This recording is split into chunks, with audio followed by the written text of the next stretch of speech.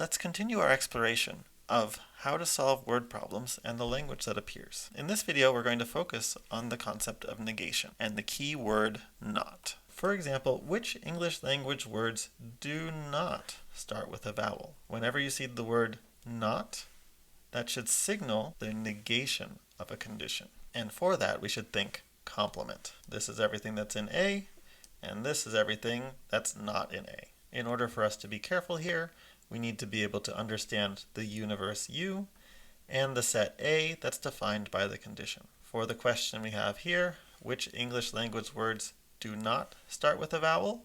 The set U is the set of all English words, and the set A is the set of all English words that do begin with a vowel.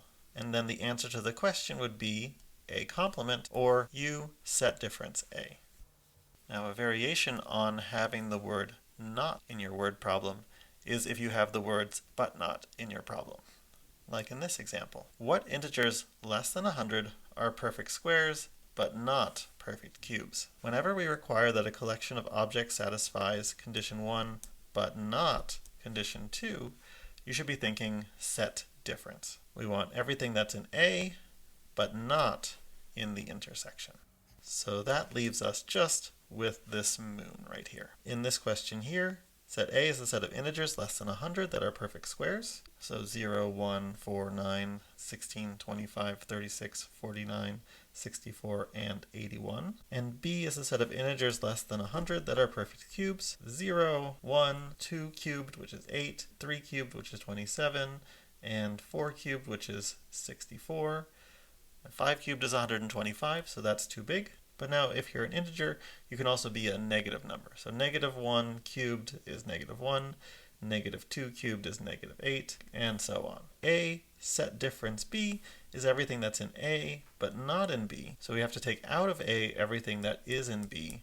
So you have to take out 0, 1, 8's not there, 27 is not there, but 64 is there. We conclude that A set minus B is 4, 9, 16, 25, 36, 49, and 81. We would then answer the question and say, the integers less than 100 that are perfect squares but not perfect cubes are 4, 9, 16, 25, 36, 49, and 81.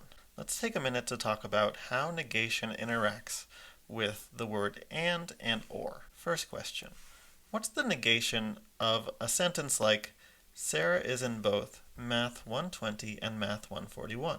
We're going to put a not in there. Sarah is not in both Math 120 and Math 141. If you think carefully about what that means, it means Sarah is not in Math 120 or Sarah is not in Math 141. Or both, right? This is an inclusive or. In general, the complement of an intersection of sets, that's everything outside here, is the union of the complement of the sets. If we take everything that's outside the blue set and then take the union of everything that's outside the red set, that's exactly the complement of the purple set over here. Writing that in symbols, we get that A intersect B complement is A complement union B complement.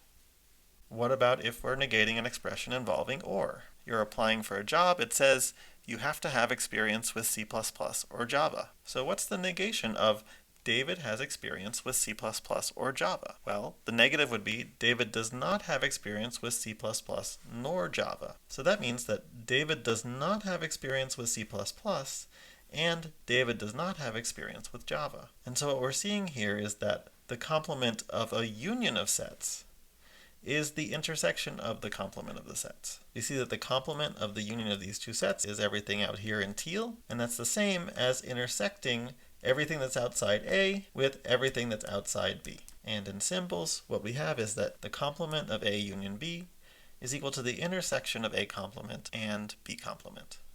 These two principles have a name. They're called De Morgan's laws, and that says that if we take the complement of A intersect B, we get A complement union B complement, and if we take the complement of A union B, we get A complement intersect B complement. That's all for now. See you soon.